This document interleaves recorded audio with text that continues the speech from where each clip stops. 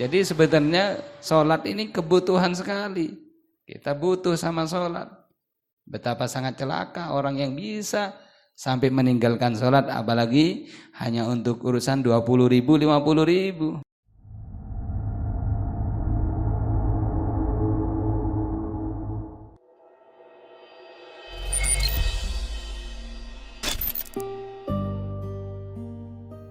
Nabi SAW mengatakan sholat menuju sholat ke sholat berikutnya itu adalah kafarah, penghapus dosa di antara keduanya, selama dihindari daripada dosa-dosa yang besar seperti sumpah palsu, uququl walidain. Ini di antara dosa-dosa yang besar.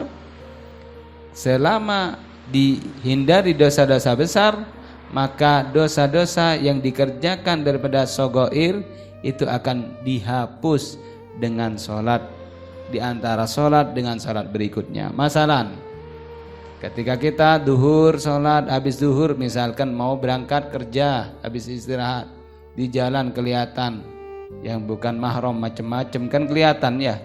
Kalau naik sepeda motor ngelihat ke depan macam-macam yang dilihat tuh. Ya, ada macam-macam, ada yang menutup hijab aurat, ada yang tidak. Atau yang kerja, yang dagang, jualan. Tidak bisa, mau kita merem tidak mungkin ya. Mau jualan, dagang, buka toko misalkan ada orang beli, ngasih susu kembali ya harus lihat. Lihat, yang dilihat cantik, terbuka auratnya. Nah, ini akhirnya kan dosa kan. Tidak dilihat, nyusui kembali, luput nanti keliru. Datang asar, sholat asar, insya Allah dihapus itu. Yang tadi lihat-lihat itu dihapus dosanya insya Allah. Kan macam-macam tuh, yang lihatnya, yang dengarnya, yang ngomongnya, dosanya banyak. Dengan sholat duhur ke asar, sholat asar, di antara duhur dan asar dihapus mukaffirat. Mudah-mudahan dosa kita semua dihapus oleh Allah, diampuni oleh Allah, amin. Makanya sholat ini kebutuhannya kita, menyelamatkan kita. Keliru orang kalau keberatan sama sholat, itu keliru.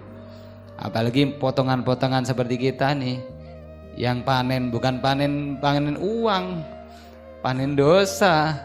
Tapi dengan adanya sholat, alhamdulillah diampuni sama Allah, dihapuskan sama Allah. Dosa lagi, iya ndak istiqomah kita ini STMJ, sholat terus maksiat jalan nih. Jadi pahala insya Allah iya dapat, amin.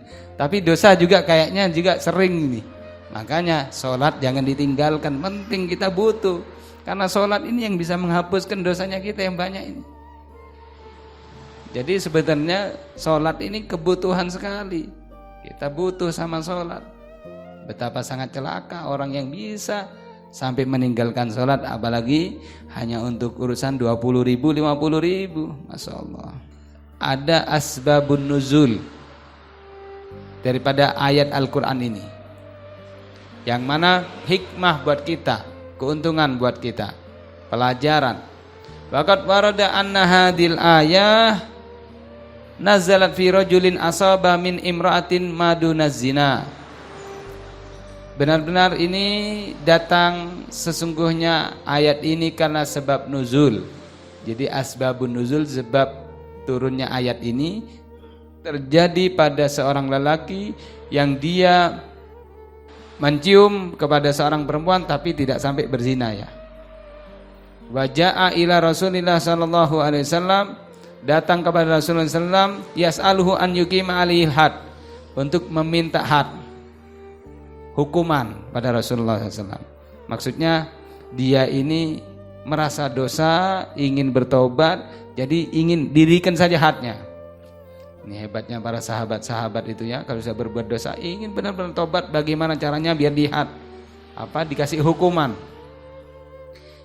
Falam yarud alaihi hatta uqimatis salat, tidak dijawab oleh Nabi sallallahu alaihi wasallam sampai didirikan salat. Setelah selesai salat, Nabi sallallahu alaihi wasallam selesai daripada salatnya, dipanggil, istahdarahu, dihadirkan, dipanggil oleh Rasulullah sallallahu alaihi wasallam. Lalu Rasulullah membaca ayat ini. Faqimis salata tarafain nahar wa zulafan minal lail innal hasanat yudhibnas sayiat dzalika dzikra lidzakirin.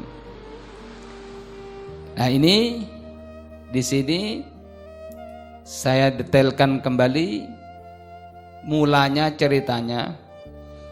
Dikutip dalam tafsir Bagawi, seorang laki ini yang bernama Ka'ab bin Amr al-Ansori. Ka'ab bin Amr al-Ansori suatu saat berjualan kurma. Jadi berjualan kurma, Ka'ab bin Amr al-Ansori ini tiba-tiba datang ada seorang perempuan yang hendak membeli kurma. Kemudian ketika berjualan kurma, datang seorang perempuan ini mau membeli kurma, mengatakan Ka'ab bin Amr al-Ansori, "Inna fil bait tamron atyab min hada."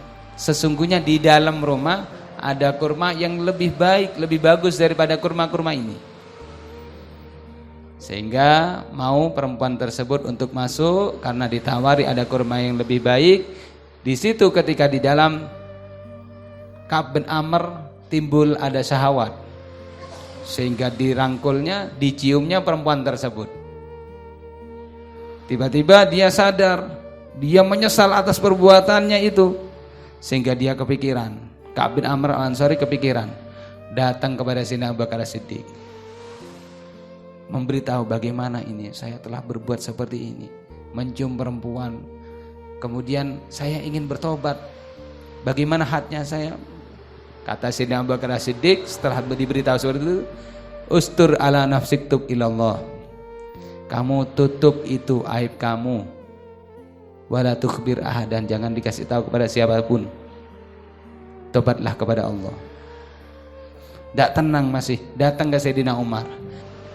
Kata Sayyidina Umar, "Ustur ala nafsik."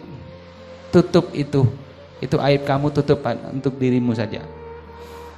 Tub ilallah, taubat kepada Allah. Wala tukhbir ahadan, jangan kamu beritahu kepada siapapun, jangan tutup. Sama seperti Sayyidina Abu Bakar. Tapi masih kepikiran, bagaimana ini? Ingin taubat, menyesali perbuatannya. Datang kepada Rasulullah sallallahu alaihi wasallam. Lalu Rasulullah sallallahu alaihi wasallam setelah diberitahu, cerita kepada Rasulullah, "Wahai Rasulullah, saya berbuat seperti ini, seperti ini." Dijawab sama Rasulullah, "Akhlafta ghazian fisabilillah bimisli hada." Kamu menggantikan posisi orang, yakni kamu menggantikan suaminya yang tengah berjihad di jalan Allah dengan perbuatan yang seperti ini. Jadi suaminya jihad. Ini Rasulullah marah sampai dia menginginkan, andai saja saya baru masuk Islam ini. Kalau Islam kan diampuni dosa-dosanya. Seandainya saja saya baru masuk Islam ini enak, supaya karena menyesali sangat berat daripada perbuatan yang telah diperbuatnya. Lalu sampai dia menyangka, jangan-jangan saya ini ahlun nar, jangan-jangan saya ini termasuk orang ahli neraka, bagaimana ini? Lalu Rasulullah SAW menundukkan kepalanya.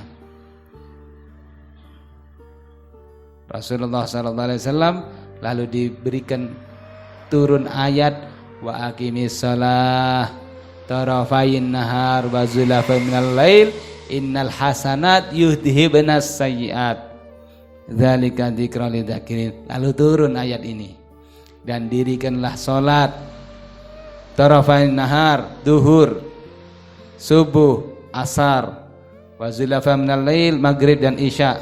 Sesungguhnya al-hasanat, yaitu salawatul khamas, yudhibnas sayyiat, bisa menghapuskan dosa-dosa. Ini alhamdulillah, ini kabar baik buat kita semuanya. Lalu menegur Ka'ab bin Amr al-Ansori ini, "Apakah ini untukku saja wahai Rasulullah? Bal amatan linnas, bahkan ini umum untuk seluruhnya umat Nabi sallallahu alaihi wasallam." Jadi dosa-dosa bisa dihapuskan dengan as-salawatul khamas.